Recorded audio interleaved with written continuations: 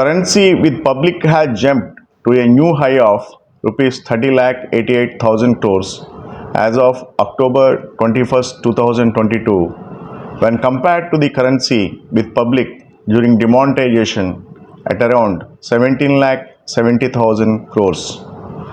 This means a massive increase in currency with public by about rupees 13 lakh 18,000 crores. This is equivalent to 71.84% over a span of 6 years since demonetization.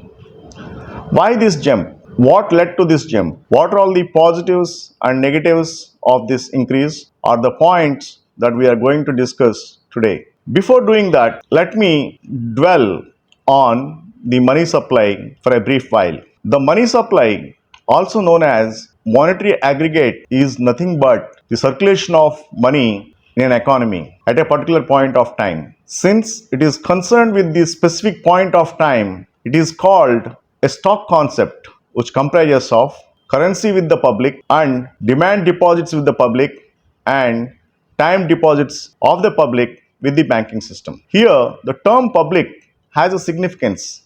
It means that those who make actual use of money, that is, households, firms, and institutions. In an economy, the cash held by the public is a part of M3 supply, and it's pertinent for us to know what this M3 is of. M3 is a monetary aggregate known also as money supply, is the quantity of currency available within the economy to purchase goods and services. M3 is also known as broad money aggregate that includes all physical currency circulating in the economy, that is the banknotes and coins, operational deposits in central bank, money in current accounts, savings accounts, money market deposits, certificates of deposit, and all other deposits and repurchase agreements. These all put together forms part of the M3 supply in a country. The M3 means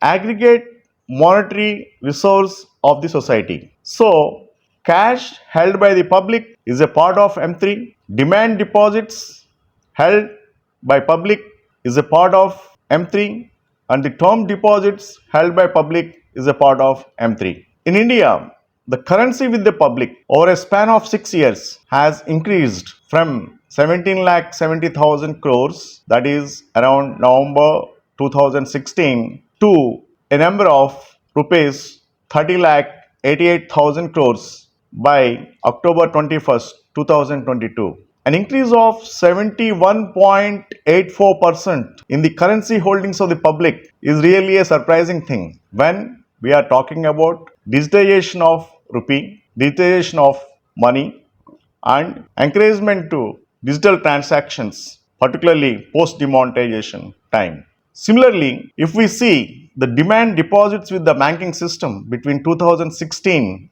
and 2022, the increase in demand deposits is to the tune of almost 123%. This also has substantially increased. Not just that, the time deposits with the banking system have also increased by about 63%, which is quite significant. That means our economy is growing, number one. Number two, the supply within our economy is also growing. Number three, irrespective of any amount of digitization that we have been talking and indulging in, the public at large are preferring to hold the cash with them physically. That is why the cash supply with the public has increased by almost 71.84% over a span of 6 years. So, this increase in money supply, this increase in demand deposits, increase in time deposits indicates what?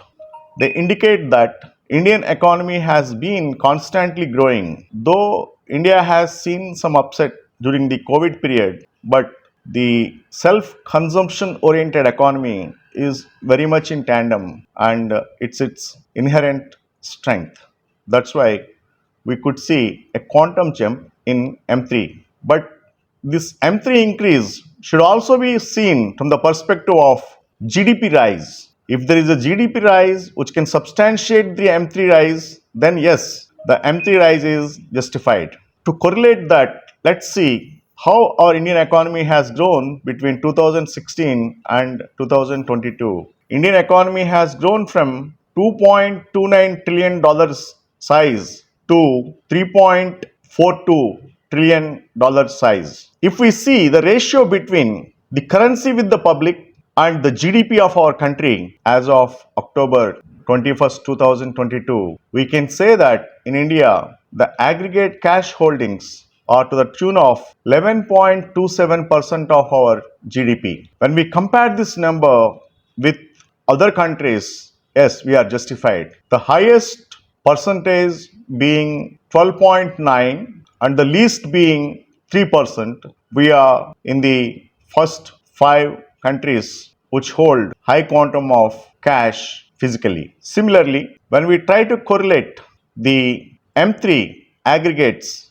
with the GDP, our M3 aggregates are to the tune of almost 75% of our GDP, which tells us that we have liquid assets at any given point of time, which speaks of our economic strength at large. Now, if we see the M3 aggregates are quite in favor of India at this point of time, but we also have some side impacts due to the rise in cash holdings with the public because it leads to a kind of hyperinflation when we don't match the demand arising out of the excessive supply of money with the public, then there will be a hyperinflation. So, are we heading for a kind of hyperinflation in India? It's a question mark which time should tell.